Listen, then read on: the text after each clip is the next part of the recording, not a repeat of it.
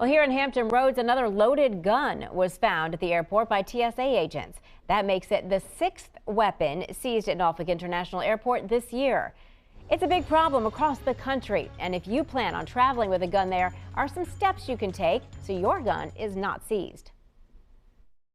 Fortunately, it's almost becoming routine. And unfortunately, it has happened again. On Wednesday, TSA agents prevented a Kentucky man from bringing this .38 caliber gun onto his flight. It was loaded with 6 bullets, including one in the chamber. We don't have it every day, but here, 27, last year, it's quite a bit of firearms. The gun was caught at a security checkpoint and picked up in a carry-on bag by X-ray, making it the second weapon found this week and the 6th firearm picked up at Norfolk International Airport this year.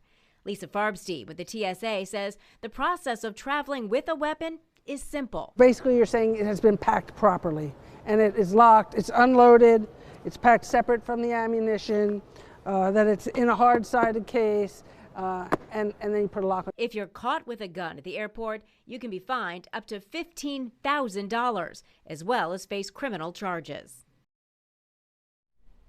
We have more on what to do and what not to do when taking weapons to airports, as well as all of our previous coverage right now on wavy.com.